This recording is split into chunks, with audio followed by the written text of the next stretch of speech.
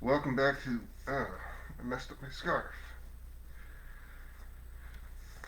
Welcome back to the Techno-Communism Show. I had to move the camera. I forgot it was sitting on the ground.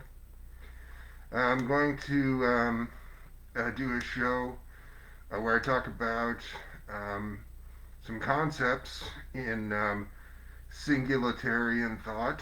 That's things related to an artificial intelligence and technological singularity.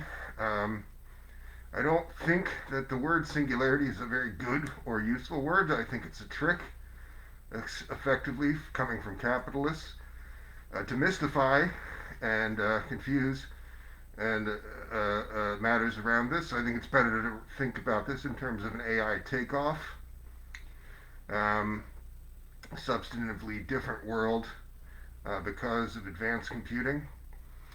Um, is a better way to describe that sort of thing. But I'm going to discuss some of these ideas to bring it back around to this main point, a recurring theme on this show, which is that under U.S.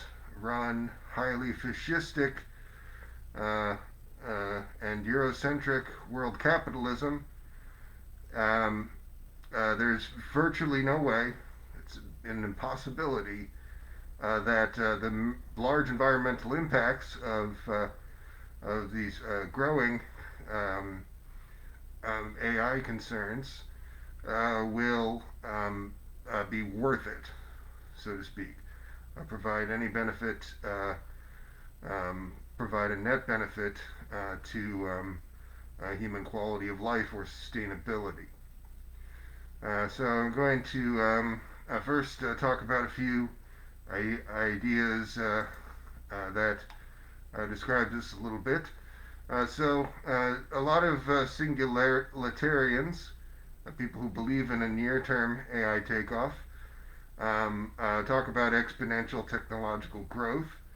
Um, this this exponentiality itself gets to the heart of the problem of this term exponentiality gets to the heart of the problem of this line of thinking because again it would seem to serve in almost every instance to confuse issues um, um, relating to this world that we actually live in now, where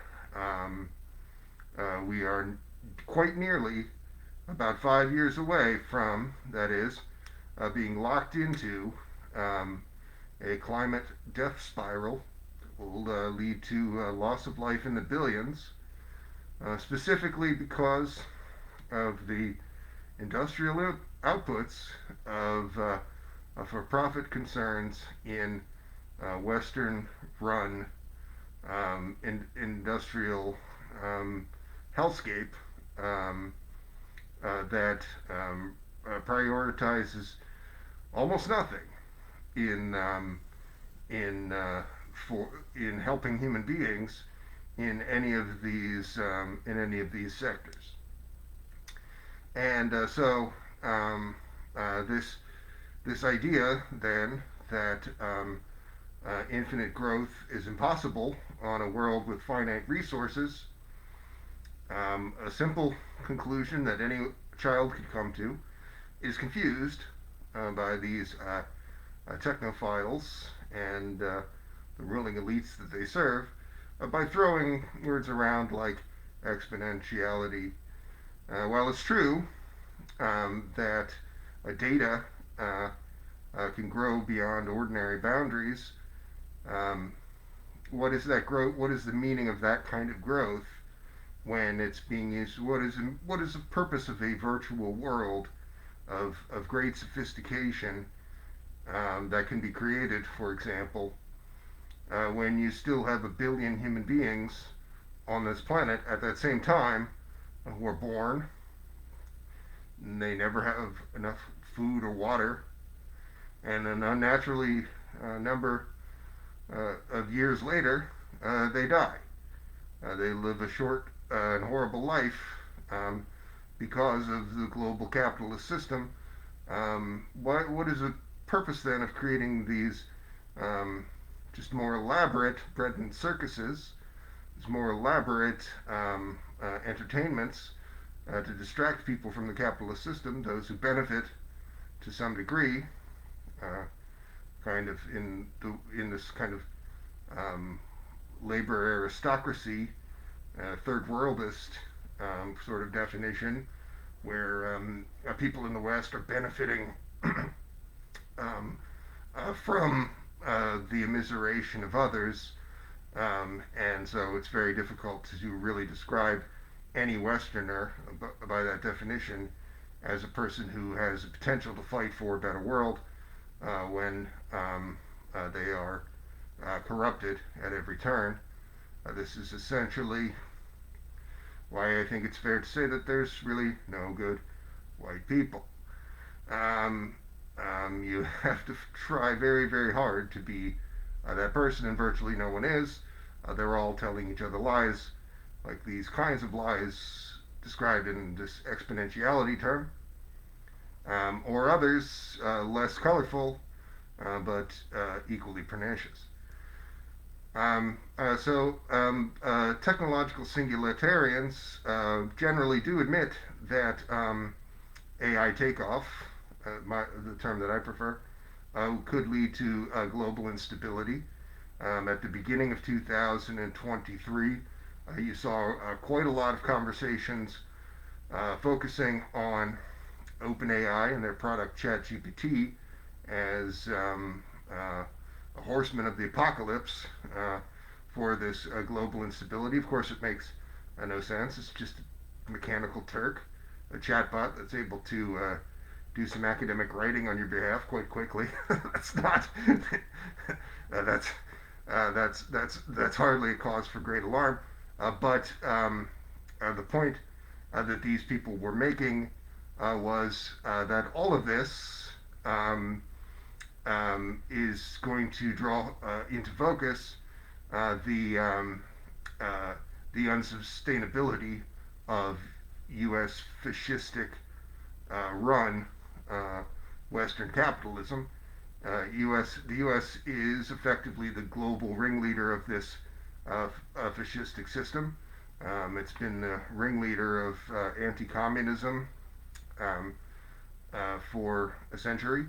It's killed, just in living memory, as long as people alive can remember, about 40 million people in specifically anti-communist wars, proxy wars.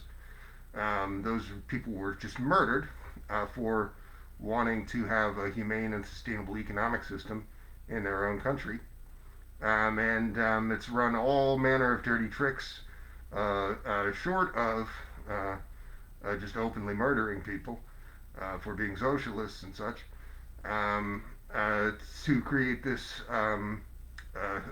what's commonly referred to by U.S. spokespersons and the like as a global rules-based order, which is an unmeaningful statement, just describing the demands of U.S. hegemon at every given moment, all of which revolve around protecting private wealth and growing the fortunes of their war profiteers. So this all of this is the unsustainability, not AI, but AI will exacerbate it. So conversations about AI naturally lead to discussing these problems rather than discussing them honestly. Almost every technophile instead fearmongers in service to protecting this unsustainable system. They're almost all people who would tend to benefit by it, or people who, by their ideology, are beholden to it. Public-facing techies are people who are benefiting from things like the DARPA pipeline and the academic larger structures that tend to accumulate around those things. These are all effectively military contractors, pretending to be something that they're not, and so um, they will preserve this $1 trillion abomination of the U.S. military-industrial complex, which is killing the planet in so many senses. It's the world's worst polluter. It also protects all the other super polluters. So they are at the center of this warmongering abomination. Rather than challenging it, building something better with these technologies, which could be easily done, they uphold it, and so they create narratives, a whole host of narratives, not just this AI doomerism that was a major talking point of these people throughout 2023, particularly for a few months there in the spring. Um, and so um, these this AI takeoff under this current system will only create larger monopolies, and these people are proud, generally speaking, almost all, very many at least, to kind of support sort of the hunt for the world's first trillionaire, which really means the hunt for the uh, world cementing this world where 1 billion people never have their most basic needs met. Not just talking about people like those in the United States who have seen a dramatic reversal in life expectancy of working people. I'm talking about people whose lives are so much worse than that. People working in the in the mineral mines, veritable slaves that supply the tech industry with the things that they need to build these things. Folks like that living on dollars a day, never having a good meal in their life. It's a horror that such a world should exist, and those horrors will only get worse. Um, uh, it's very hard to look at the geopolitical landscape of today, January 6th, and the weeks and months of immediately prior, and not see a world that is on the verge of nuclear World War III. And when you look at environmental issues, kind of um, um, spreading out into other areas or occurring in slow motion so that we will tend to attribute them to other things. When you look at things like um, uh, the Gaza genocide, it's very difficult, I think, to not see under closer scrutiny this problem of AI and technological advancement causing global instability. The contradictions of capitalism are sharpening. Unfortunately, that may not lead to uh, the theorized popular revolution. I would hope so, and I hope that you can see that and convince folks of that. But it seems an equally likely possibility that it will lead to the extinction of this species, based on what every climate scientist says, and what a whole spectrum of folks, with a little bit similar view perhaps to these AI doomers, would say, even if they are running interference for the fascistic establishment, the kernel of truth there, that this is a dangerous fucking situation, should not be lost on us. Um, well, let's talk a little bit about what an AI takeoff means in certain more practical terms, I suppose. Um, The AI takeoff is sometimes described in stages. So we're in 2024 now, and in this world we have something like rule-based AI, narrow AI that's becoming in some ways uh, more dynamic, but still not having a huge amount of capacity for real any real foresight, but allowing humans to perhaps do more with less. And if used to socialistic ends, I think even this narrow AI framework of 2024 could have dramatic effects. Of course, I don't see that being done. This requires a mass movement and also people changing uh, their habits at every turn along the way in great numbers, setting aside consumerist trappings, bread and circuses, and becoming soldiers.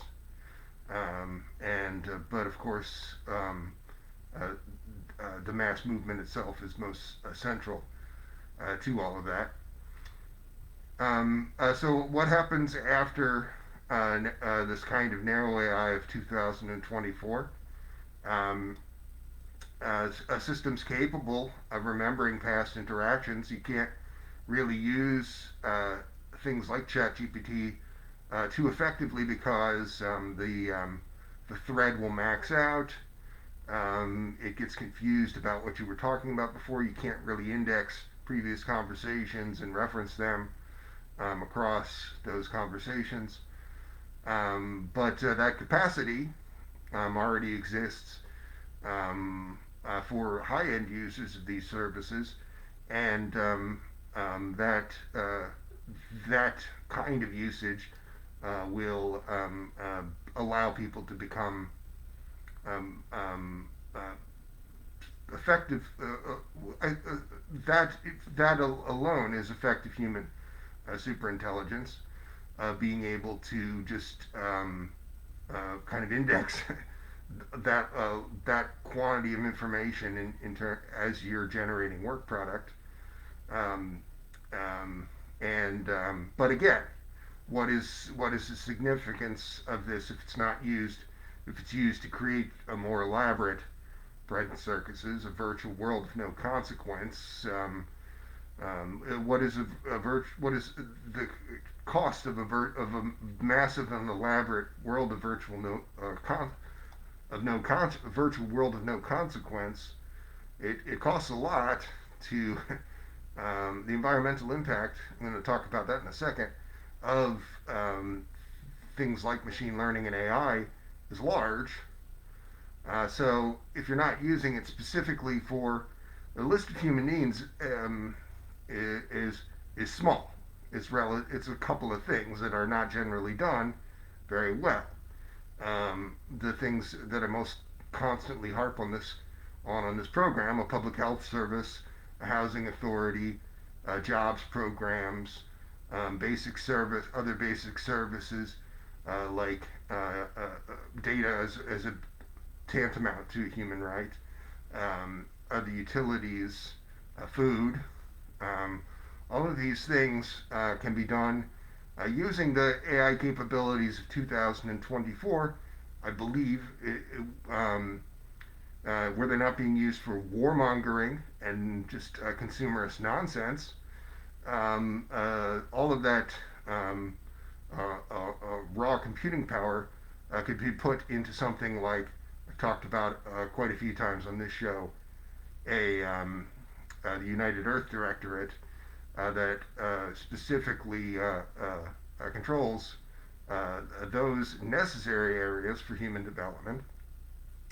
This would create a feedback loop of the meeting of not only human need, but this thing that co-occurs with it, greatly increased human potential. This famous quote of Stephen Jay Gould comes to mind about Einstein's brain. Less concerned about the particular quality of Einstein's brain after Einstein died, he said, than I am about the many, many thousands or millions of potential Einsteins who never um, uh, saw their potential because they died in sweatshops or working in the fields. And that is basically um, the summation of the human condition under capitalism, that this unmet potential. And um, so even when you don't have this ticking clock of the thing like capitalism's climate apocalypse that must be stopped and its effects reversed, and using advanced computing and the human superintelligence that I described that could derive from it, um, to do that, um, even if you didn't have that ticking clock, you'd still see the internal logic of meeting humans' needs to lead to a dramatically better world. A utopian world could easily be done, but what we instead have is a world of abominations, we would call them institutions, um, that harm human beings in service to private wealth and perverse power dynamics. Most best described in the institutions, again, such as they are, of the United States, that care nothing more for nothing more than the military-industrial complex, warmongering ghouls, and triple billing war profiteers in the form of military contractors, um, and so much else is ignored. So much else that would lead to human flourishing is not just set aside, but willfully suppressed by these people. And then there's all of these elaborate justifications for why it is this way, why we couldn't possibly stop the system. You couldn't barely, you can't throw a frisbee in a park and not hit a person who will, with a straight face, argue that human extinction is the preferable choice because there's no way to change the system. Imagine how stupid human beings are. Imagine how stupid Americans are that they would even say this kind of thing. These people have children. They're spending 18 years taking care of a child, and yet they would say with a straight face that all of they might as well just shot the child, the way that they would behave in this context, because that is effectively what you're doing when you do not take organized revolutionary direct action to stop capitalism's climate apocalypse and the monsters, um, uh, mostly American, really, but also from other imperial core powers that uphold it. AI becoming self-aware is really a key to this thing, human superintelligence, which, if used even a little bit better, could lead to dramatically different institutions and a sustainable world. Let's explore some stages beyond from AI. Um, uh, AI is able to then have great capacities, or human superintelligence then have able to have great capacities across many fields, a multidisciplinary and kind of a multi-platform superintelligence, able to um, for example, formulate a plan of attack for ending the damage caused by environmental destruction, because it has a lot more information and insight into that ecosystem and the things causing it, um, surpassing human capabilities in many fields. Again, this isn't that meaningful to talk about AI unless you're talking about really about humans who are able to do this because of AI. That is this most absurd thing about conversations about AI, or even why you should say advanced computing instead of artificial intelligence, like you should say AI takeoff instead of singularity, because mystifying it um, by in this case imagining that advanced computing will have a mind of its own and not be an extension of human activity and capability is the most absurd thing. And um, it's it's people being attracted by a shiny object of consciousness, or the sham notion of machine consciousness, rather than focusing on human affairs.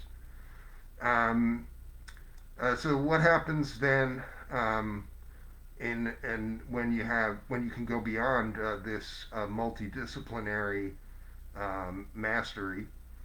Um, at this stage, AI itself is able to mirror human cognitive abilities and having complex thought processes. And so, again, if you think of AI not as a thing that has goals and desires of its own, it will not and should not. And the tendency to think of AI in these terms is itself, I think, a fascist Trojan horse. So, for example, 6 years ago, a study, 5 or 6 years ago, a study came out before ChatGPT, right, before fancier chatbots, that verified that there were a billion sock puppet accounts and chatbots online influencing conversations in a more fascistic direction. So you can only guess that the problem has gotten worse in this era of chatbots that are able to mimic human conversation very easily.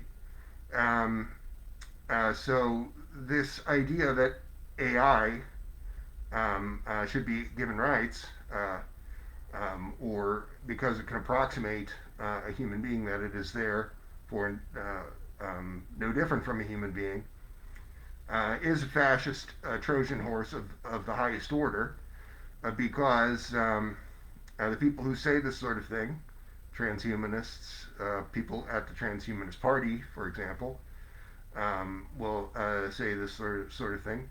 They're pretty intentionally overlooking the fact that these are um,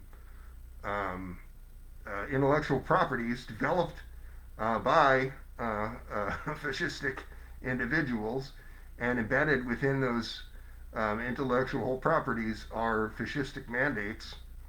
So again, you have a potential for manipulation unlike anything you've ever seen.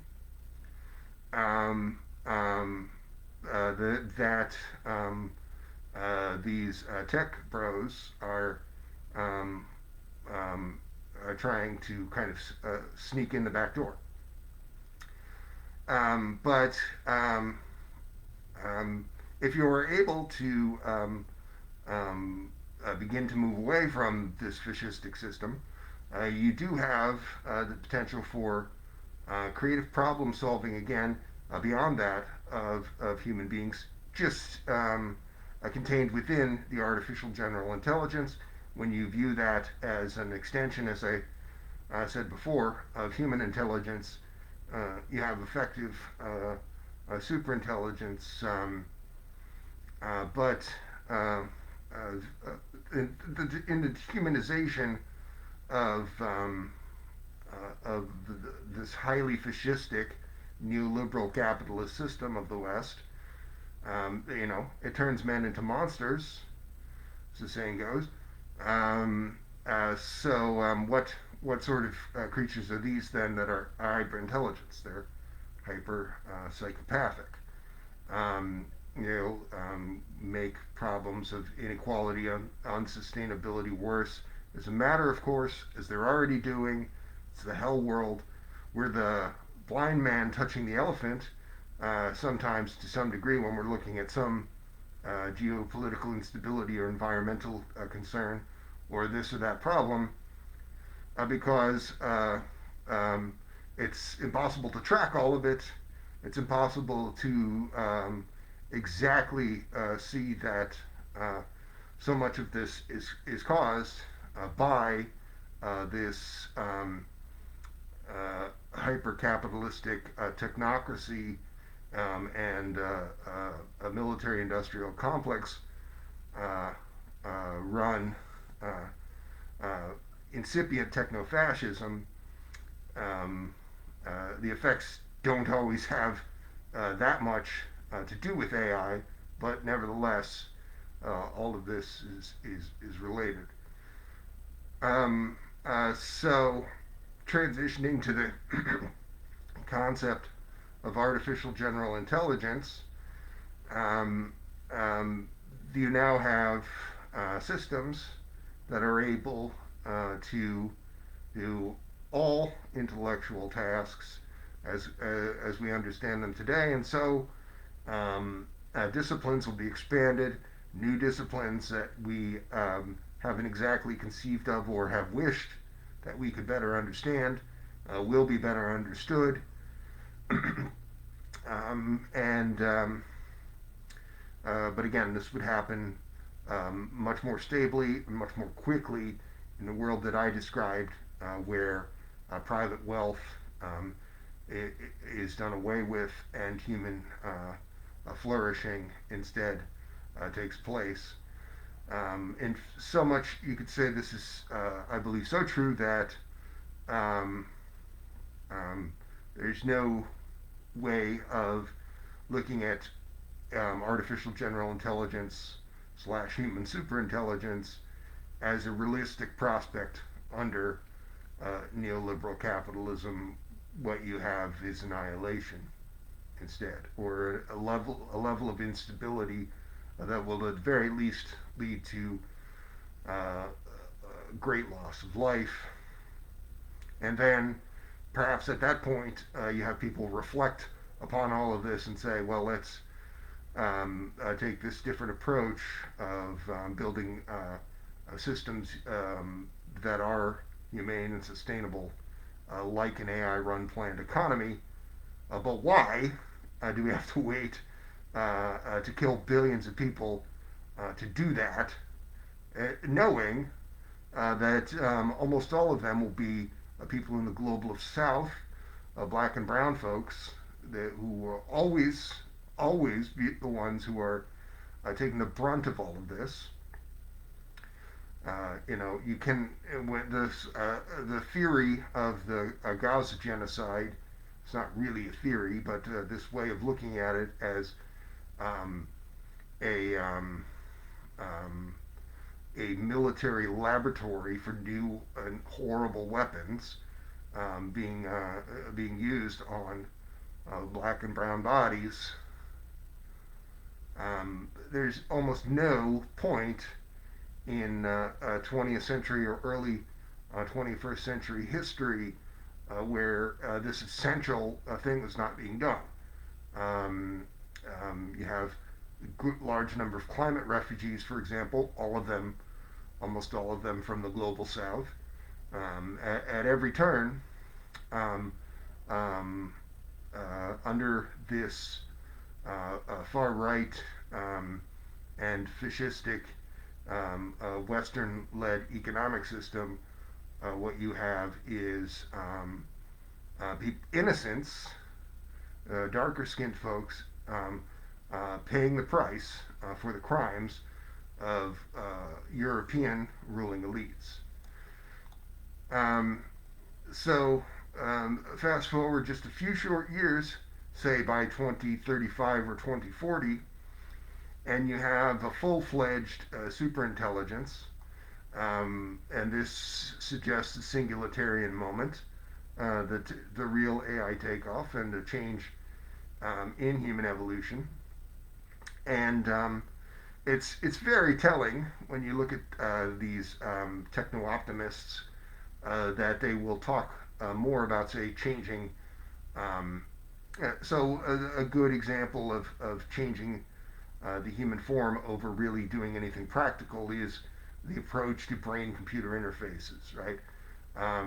They don't talk as much as they should about developing, say, a non-invasive graphene brain-computer interface that has strength or greater strength even than something like Neuralase products. Uh, Instead, they talk about this Cronenbergian horror of of of threading, uh, um, micro threading supercomputer into your fucking brain, right?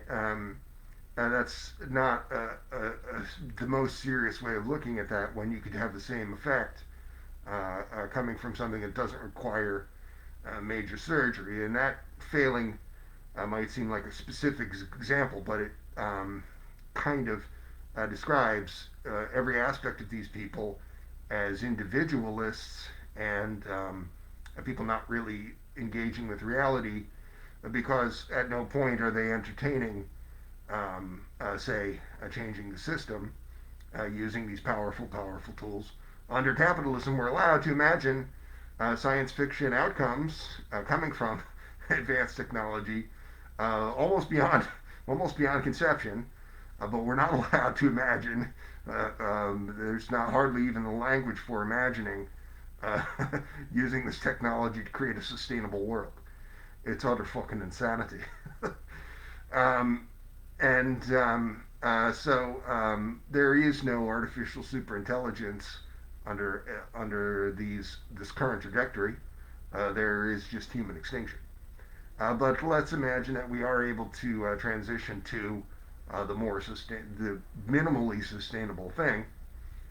Artificial superintelligence is transcending human capabilities, and so humans are then able to join together and lead this thing, steer this thing, artificial superintelligence, to um, the obsolescence of things like work and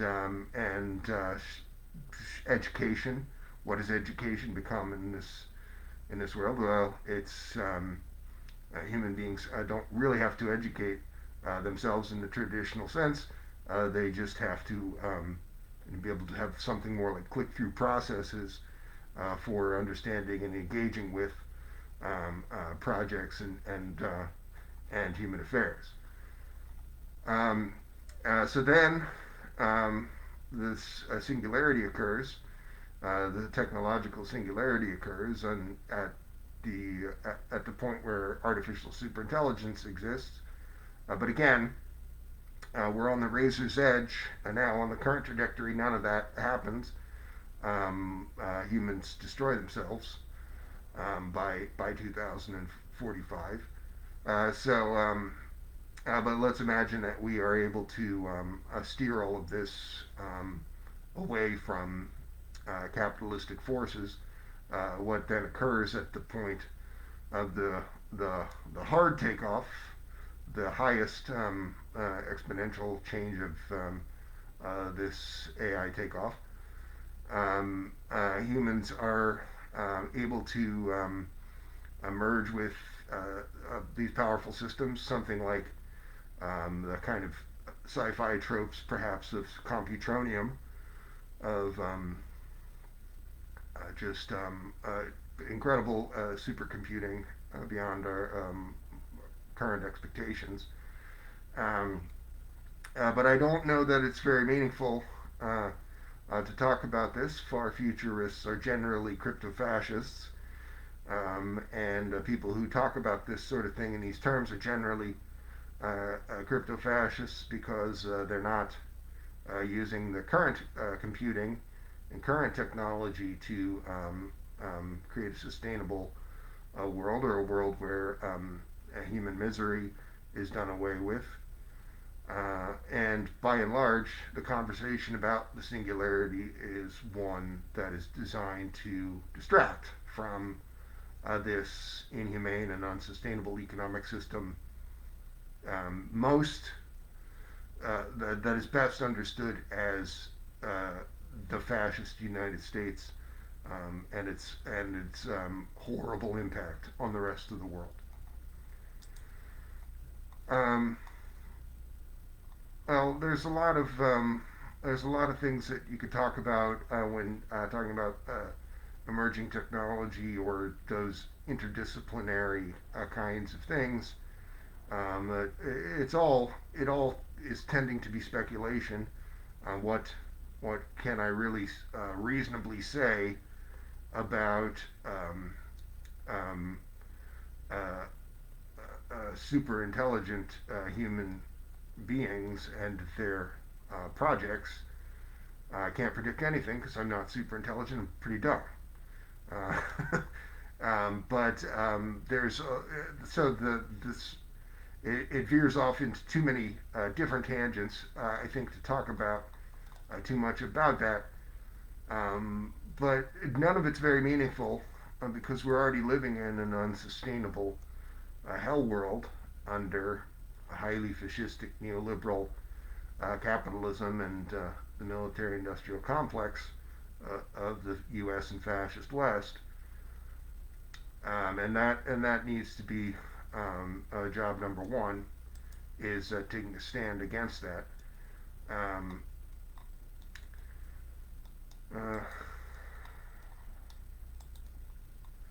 well, I want to end on a high note, I suppose, by again calling back the United Earth Directorate concept and the techno-communist concept, um, because this, to my way of thinking, and I'm hard pressed to see somebody who is fighting for a humane and sustainable economic system give a better analysis of what should come to pass.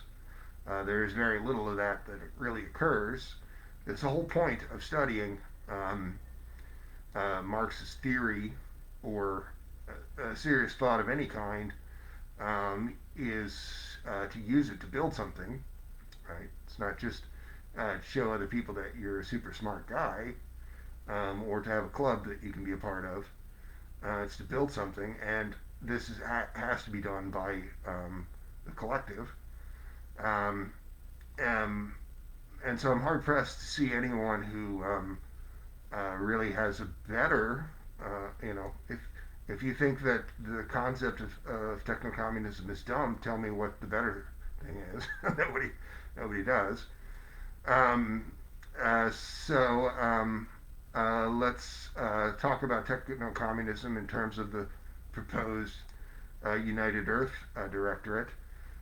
This is an idea that the existing computing, the incipient human AI hybrid superintelligence can already be used if everyone were to suddenly, and it's entirely possible that there would be a groundswell of popular opinion where we realize that this most common of talking points today, at least among European people of European descent who are highly fascistic, that we should just accept the death of the planet rather than defy those killing it, um, is done away with.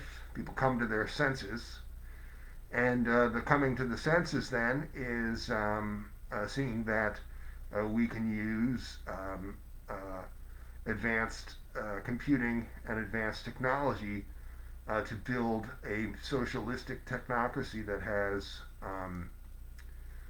world-changing implications and is even able to run transcontinental affairs. This is not something that's generally been aspired to, except in the abstract by people who thought of a world revolution to some degree in the abstract by folks, say, like Vladimir Lenin. That's not to say that Vladimir Lenin's writings on a world revolution were not coherent or concrete. They were, but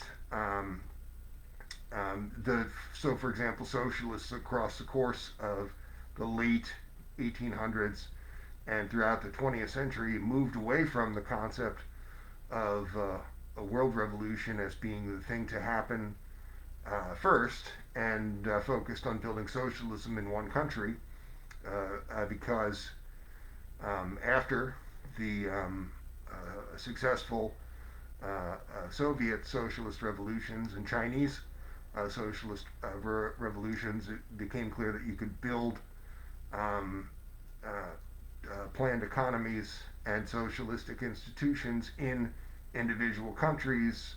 That was a thing that could happen and was happening in ways that the world revolution, where humanity is united to common purpose all at once, didn't seem to be happening. I contend that could happen in a big way in this super intelligent framework. And I would contend that should happen, that world revolution could very well happen in very few short years even.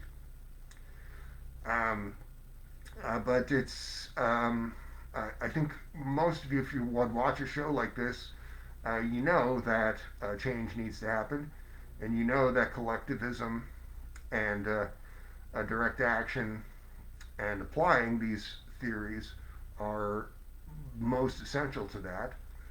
So I think it's more useful to talk about what this world would actually look like when things along these lines have happened, and that is why I keep calling back this United Earth Directorate concept.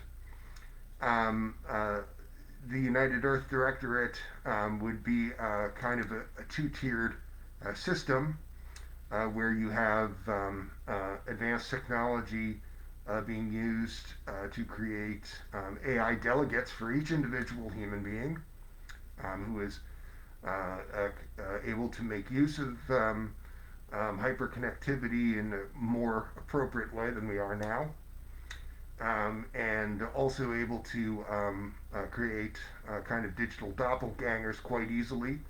And the point of this digital doppelganger is not really that it's a highly advanced approximation of yourself. The point is that it's an extension of yourself that's able to engage with this super intelligent technocratic superstructure to the degree that would be necessary, while not requiring a massive outlay of time and effort from yourself. And this then closer to the center of this United Earth Directorate would be what I've described as a collective intelligence unit that's making some higher level decisions based on this input from the AI delegates or digital doppelgangers. And that I describe that as kind of a bunch of people connected to something like graphene brain computer interfaces, so that ordinary human beings are able to engage more fully with the complexities of running, say, food supply chains at a global scale, or all of the other actual things that should be done. Not the stuff that's done under the current quote economy, that's mostly garbage, but actually the actual necessaries of life and not killing the planet. That is the only real job of human beings, and would be the only real job of the United Earth Directorate. None of that has to do with market economies, which would still exist to some degree, even absent the pernicious influence of private wealth. But it's it, it's largely an afterthought and a small impact compared to the running of the necessary institutions the under this United Earth Directorate. But the idea is not that human beings have to wear a funny hat in order to run the United Earth Directorate. That's just one concept. The point is that advanced computing and human beings who are doing the right thing, people who have operating on this collectivist mandate of a humane and sustainable economic system, can build a sustainable world, and a world that where there's not a billion people who are born and never have food or water and die, where there's not things like a military laboratory of horrors like that occurring in Gaza genocide. Um, I don't think that the United Earth Directorate or something like the Collective Intelligence Unit at its core is a distant dream. I think that one concern, a military contractor, unfortunately, like Google, could effectively run this now if it were not immediately, of course, be at cross purposes with its parent organization, a military industrial complex, or private wealth getting in the way and mucking things up. Uh, uh, I don't think that that's an outlandish statement to say that the computing power of Google is enough to run a sort of thing like this with in conjunction with the kinds of institutions that existed 100 years ago, right? 100 years ago, the Soviet Union was able to write a constitution and get folks to work together to build things like a public health service. There wasn't concept of this before the years following 1917, or it was a concept, but it hadn't been done in any practical way. And in the doing of this and other things like housing authorities, this country, in very, very short amount of time, uh, let's say a quarter of a century, doubled the life expectancy of the people in that country. And this was a recurring theme around the world, the extent to which capitalistic countries had benefits from this. It was kind of a trickle down effect, so to speak, of socialistic institutions being adopted, of making concessions to those kinds of services to avoid the outright abolition of private wealth, which of course should have been done. And when the socialistic mandate was effectively set aside for so many around the year 1991 and years after, we saw this neoliberal world become dominant, and we saw, for example, the United States life expectancy drop by many, many years, dropping by some number of years just since the coronavirus outbreak, for example, which is just kind of can be viewed as an acceleration of these problems. Could have easily avoided the coronavirus outbreak by simply suspending all travel in January of 2020, by any number of other measures, including actually enforcing public health measures. Any number of things could have easily avoided this, but instead what we saw was human beings being sacrificed in the many, many millions just on this continent, but around the world as well, being sacrificed to what? Private wealth, and the consolidation of vast fortunes being the result. None of this makes a lot of fucking sense. Human beings and what they do don't make a lot of sense. something like the United Earth Directorate might sound like science fiction, but contrast that to the present learned helplessness of so many in the West, where we accept extinction rather than defy even a little bit the status quo. That's that makes no sense at all. So let's imagine things that would actually be sustainable and durable, and make use of these technologies in a real way. Things like the United Earth Directorate. Um, it doesn't matter that you call yourself a Benzionist, for example, or that you like this term, the United Earth Directorate. What matters is that human beings are able to come together and make steps along these lines to save ourselves from extinction.